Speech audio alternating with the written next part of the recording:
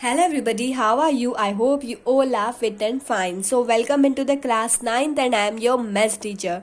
Today we will study about the practice exercise 1.4. So let's start. ठीक है, तो हम फर्स्टली देखते हैं ट्रू और फॉल्स वाले स्टेटमेंट. उसका फर्स्ट वाला देखो आप अपनी बुक में कि pi is an irrational number. ठीक है, pi is an irrational number. तो क्या पाई एक इरेशनल नंबर है? अच्छा, आप सबको पता है पाई की वैल्यू क्या होती है? क्या कौन कौन जानता है पाई की वैल्यू क्या क्या होती है? कोई जानता है? पाई की वैल्यू होती है बेटा 22/7. क्या होती है? 22/7. ठीक है, और 22/7 यानी कि इसकी वैल्यू आप फाइंड आउट करोगे, 7 को 2 से डिवाइड करोगे तो 3.14 आएगा. क्या आएगा? 3.14. तो आप बताओ क्या ये इरेशनल नंबर है या रैशनल नंबर है? आपको क्या लगता है क्या है? रैशनल नंबर है या इरेशनल नंबर है? ऑब्वियसली इरेशनल नंबर है. ठीक है, तो ये आपकी वैल्यू ट्रू हो जाएगी. देयर इज, अब देखते हैं. ठीक है, सेकंड देखो, there is no rational number between two irrational number. क्या दो रैशनल, ये बोल रहा है कि आपके दो इरेशनल नंबर के बीच में कोई रैशनल नंबर नहीं आता. नहीं, ये तो गलत है. क्या दो इरेशनल नंबर ले लो आप, क्या उनके बीच में कोई रैशनल नंबर नहीं आएगा? ये फॉल्स हो जाएगा आपका. ठीक है, every rational number p by q can be expressed in the form of the terminating और non terminating but recurring decimal expansion. ये बोल रहा है कि आपका सभी rational number like p by q आप किस फॉर्म में एक्सप्रेस करते? टर्मिनेटिंग के फॉर्म में या फिर नॉन टर्मिनेटिंग के फॉर्म में, बट रिकरिंग डेसिमल एक्सपेंशन. यानी कि आपके जो रैशनल नंबर होते हैं आप इन्हें टर्मिनेटिंग के फॉर्म में भी एक्सप्रेस कर सकते हैं और नॉन टर्मिनेटिंग के फॉर्म में भी एक्सप्रेस कर सकते हैं, बट वो हमेशा रिपीटिंग डेसिमल एक्सपेंशन होते हैं. क्या होते हैं? Repeating decimal expansion. तो ये बात बिल्कुल सही है. आप रैशनल नंबर को टर्मिनेटिंग मैंने बताया था जो कंप्लीटली डिवाइड हो जाते हैं, और नॉन टर्मिनेटिंग जो कंप्लीटली डिवाइड नहीं होते, दोनों के फॉर्म में से एक्सप्रेस कर सकते हैं. तो ये थर्ड वाला आपका ट्रू हो जाएगा. फिर आप देखते हैं every real number is always rational number. ये बोल रहा है कि एक रियल नंबर जो होता है आपका ऑलवेज रैशनल नंबर होता है. क्या आपको क्या लगता है रियल नंबर कौन कौन से होते हैं? रियल नंबर तो होते हैं 0 1 2 3 4. तो क्या सारे रियल नंबर रैशनल नंबर होते हैं? नहीं, ये तो फॉल्स हो गया. फिफ्थ देखते हैं, देयर इज नो रैशनल और इरेशनल नंबर बिटवीन 0.99, ठीक है, एंड 1.0. ये बोल रहा है कि आपके दो इरेशनल नंबर हैं और दो इरेशनल नंबर है, ये दोनों, इन दोनों के बीच में कोई भी रैशनल नंबर पॉसिबल नहीं है. तो क्या ये पॉसिबल है? ट्रू, ये ट्रू बात है, क्योंकि 0.9 के बाद तो डायरेक्टली 1 आ जाएगा ना बेटा. इनके बीच में तो कोई रैशनल नंबर पॉसिबल हो ही नहीं पाएगा. ठीक है, तो there are infinite irrational number between two rational number. ये बात बिल्कुल सही है. दो रैशनल नंबर के बीच में बहुत सारे इनफाइनाइट इरेशनल नंबर पॉसिबल होते हैं. ठीक है, अब बेटा ये फिल इन द ब्लैंक्स है, तो मेरे को लगता है कि फिल इन द ब्लैंक्स तो आप खुद कर सकते हैं. ठीक है, अगर ये चीज़ें बताने में भी मैं आपको इसके पीछे आंसर दिए ही होते हैं, आप सॉल्व करने का ट्राई करना, लेकिन और आपको कुछ समझ नहीं आया तो आप मुझसे पूछना. ठीक है, अब मैं इससे टाइम वेस्ट नहीं कर सकती हूँ, मैं आपको डायरेक्ट क्वेश्चन बताती हूँ. ठीक है, आपका पहला क्वेश्चन देखो. पहला क्वेश्चन है, give an example of each two irrational number. आपको टू इरेशनल नंबर के एग्जाम्पल देने हैं. आपको दो इरेशनल नंबर लेने हैं. क्या करने? दो इरेशनल नंबर लेने हैं. आपको ऐसे दो इरेशनल नंबर लेने हैं, फर्स्ट जिनका डिफरेंस एक रैशनल नंबर हो, दूसरा जिनका सम रैशनल नंबर हो, फिर तीसरा प्रोडक्ट रैशनल नंबर हो, और फोर्थ क्वोशिएंट रैशनल नंबर हो. तो हम यह स्टार्ट करते हैं.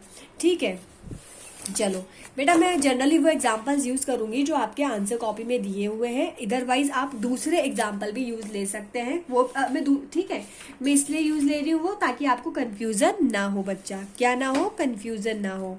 ठीक है, तो फर्स्ट वाला हम देखते हैं. हम क्वेश्चन नंबर 3 कर रहे हैं. क्वेश्चन नंबर 3 का फर्स्ट, आपको क्या करने हैं? दो इरेशनल नंबर लेने हैं. कितने? दो इरेशनल नंबर लेने हैं.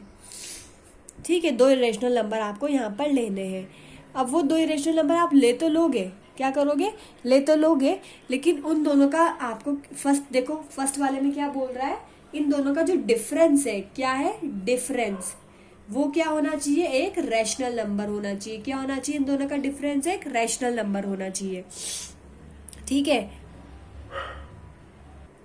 तो देखो मैंने लिया एक इरेशनल नंबर में रूट अगर किसी वैल्यू में आता है तो इसका मतलब वो इरेशनल नंबर होता है। तो पहले मैंने लिया 8+√3 और दूसरा मैंने लिया 5+√3। अब इनका क्या पूछ रहा है ये डिफरेंस, इनका डिफरेंस क्या होना चाहिए रेशनल नंबर। तो मैंने कर दिया डिफरेंस का मतलब माइनस। अब सॉल्व करो इसे, डिफरेंस ही पूछ रहा है।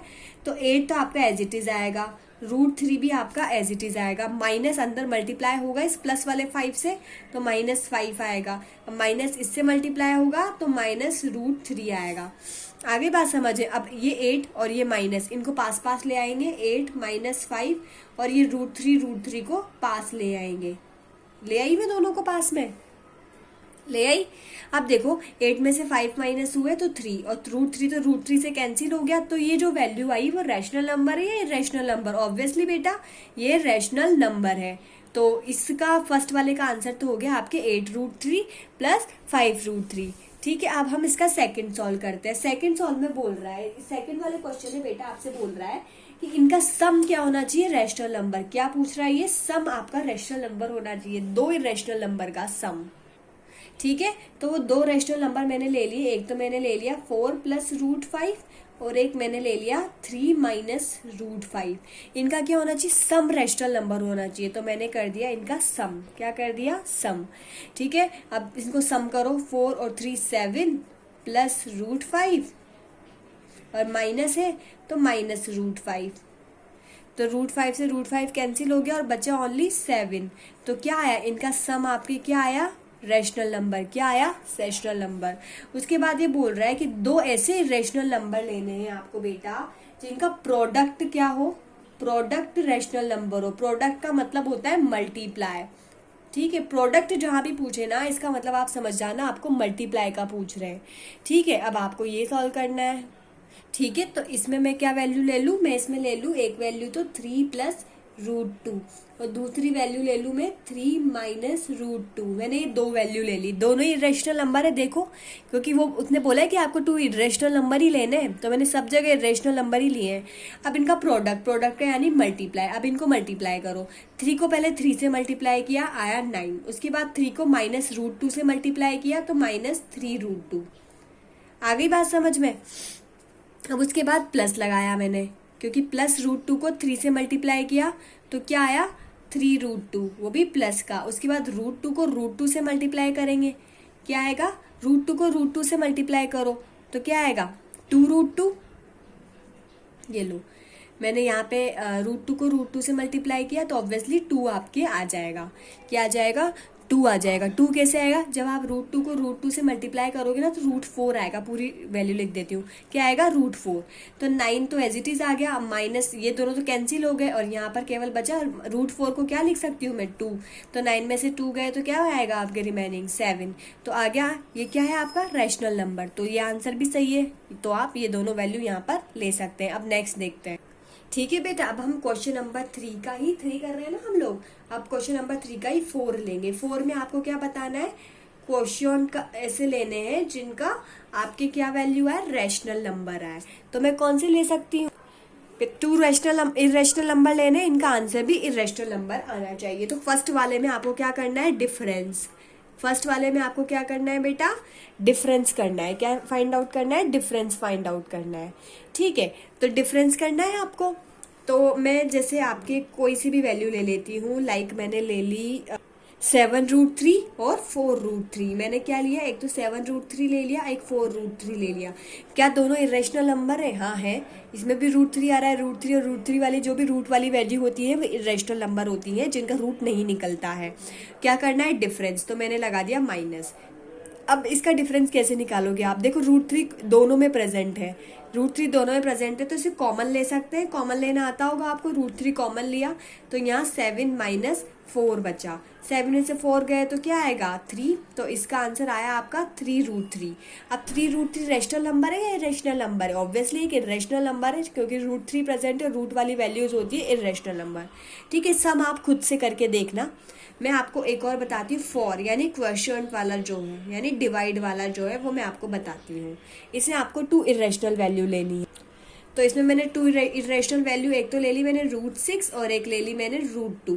इसका आपको क्वोशिएंट बताना है। क्वोशिएंट का मतलब डिवाइड कर दूं। ठीक है, डिवाइड को मैं ऐसे लिख सकती हूँ क्या बच्चा, √6 डिवाइड बाय √2। तो √6 को √2 से डिवाइड करूँगी तो 2 3 ज़ा 6, √3 आंसर आएगा। क्या आएगा आंसर, √3। और √3 कैसी वैल्यू होती है, इरेशनल वैल्यू।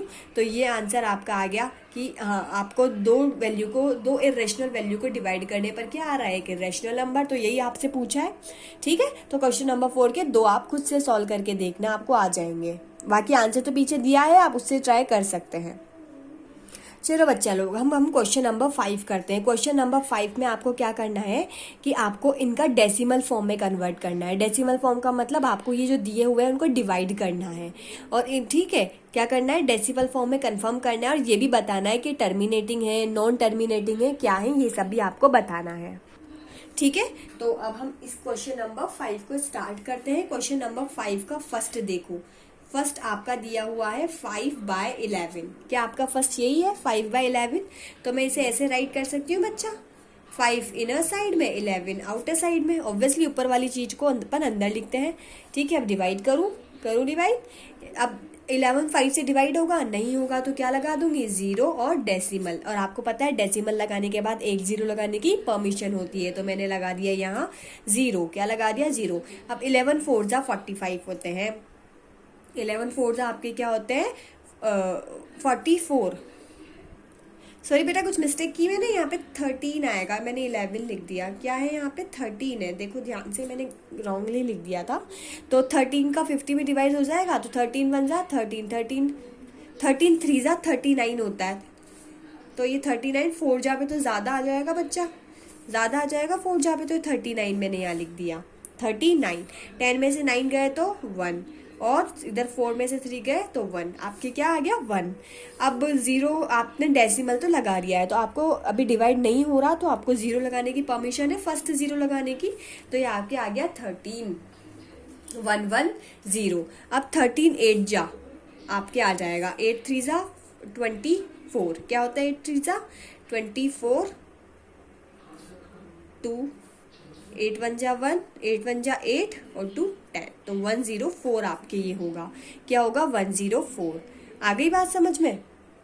क्योंकि 13 8 जा 104 होते हैं, तो मैंने यहाँ लिख दिया 10 में से 4 आए तो 6। यहाँ पे बचा आपका 0 और ये 0, 6 आपके आया।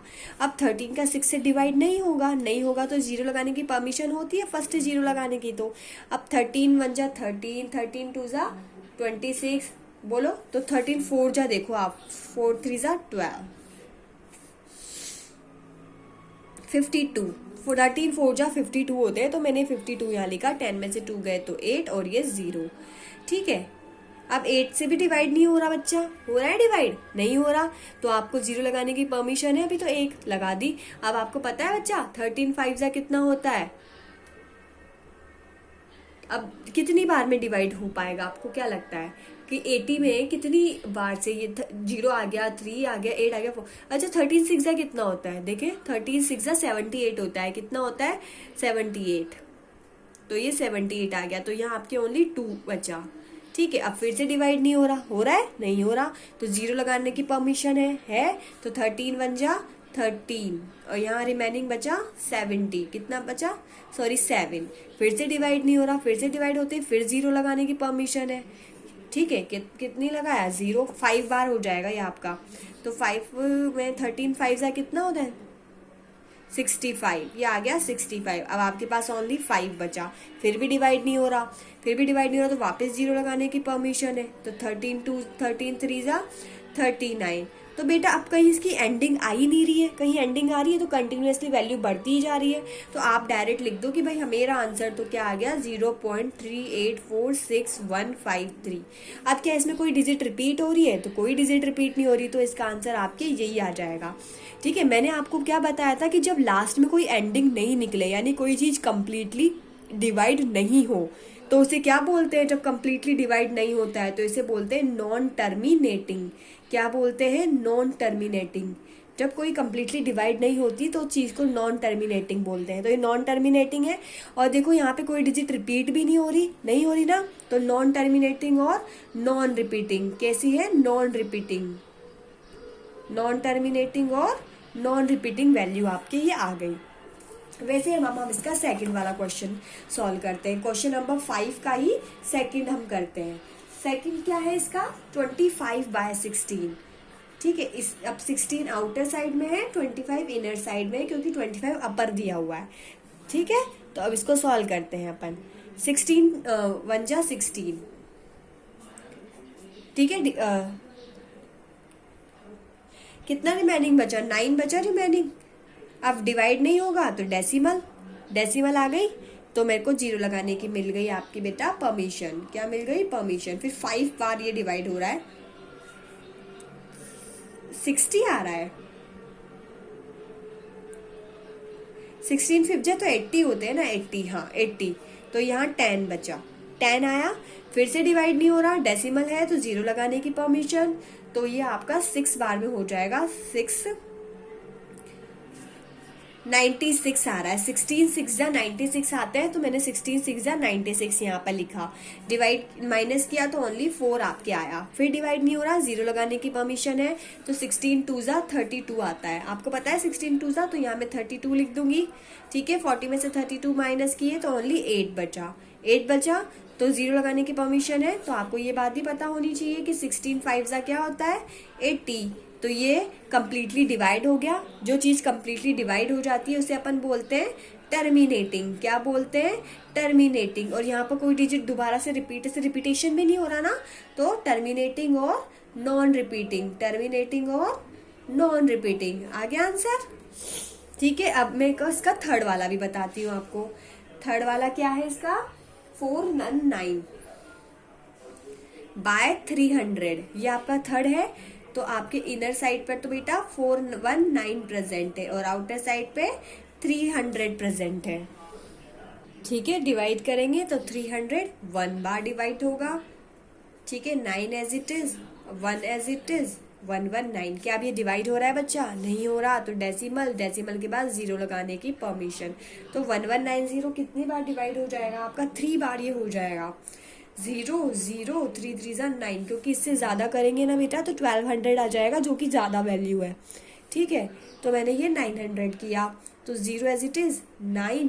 अब 11 में से 9 माइनस किए तो क्या बचेगा, रिमेनिंग 2। तो ये 290 आपके आ गया। ठीक है, अब 290 के बाद आप डिवाइड नहीं होगा तो 0 लगाने की परमिशन है। अब 0 लगा दिया तो ये कितनी बार, 9 बार बेटा ये आपके डिवाइड हो जाएगा, 9 बार। 0 0, क्योंकि 9 बार में 2700 आएगा, तो ये डिवाइड हो जाएगा। 13 9 जाइए, तो 0 0 2, 200 बचा। वापस से डिवाइड हो रहा है क्या बच्चा, डिवाइड नहीं हो रहा, तो मैं वापस से 0 लगाने की परमिशन, 0 लगाने की परमिशन। तो ये आ गया आपके 6। क्या आया, 6। और 6 3 जा 1800। वापस से आपके माइनस करने पे क्या आया, 200। क्या आया, 200। वापस से डिवाइड नहीं हो रहा, तो 0 लगाने की परमिशन, 0 लगाने की परमिशन। वापस से डिवाइड किया तो 6 बार ही होगा, क्योंकि 2000 है, तो वापस से 1800 होता है। 13 6 जा, तो वापस से 0, 200 आपके रिमेनिंग बचा। वापस से 0 लगाने की परमिशन, तो वापस से 6 बार, तो ये आपके 1800। तो वापस से 200 बचा, तो ये 6 आता ही जाएगा। क्या आएगा, 6 आता ही जाएगा। तो इसका आंसर बेटा आपके 1.396 बार, ऐसे लिख सकते हो, 1.396 बार। तो क्या कहीं पर जाकर इस क्वेश्चन की एंडिंग हुई है, नहीं हुई, 6 आता ही जा रहा है। तो सबसे पहले तो ये नॉन टर्मिनेटिंग है।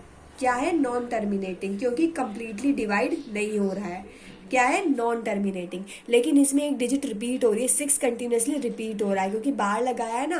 तो नॉन टर्मिनेटिंग और रिपीटेटिंग, क्या होगा ये, रिपीटेटिंग। ठीक है, आ गई बात समझ में। तो इसका जो 4th 5th और 6th मैं आपको होमवर्क में देती हूँ, जो आपको सॉल्व करने हैं। ठीक है, क्या करने हैं, सॉल्व करने हैं। तो आज हम यहीं तक रखते हैं बच्चा। इसके बाद का हम नेक्स्ट एक्सरसाइज में कंप्लीट करेंगे, नेक्स्ट वीडियो में कंप्लीट करेंगे। Okay, so thank you everyone. Stay home, stay safe and bye bye.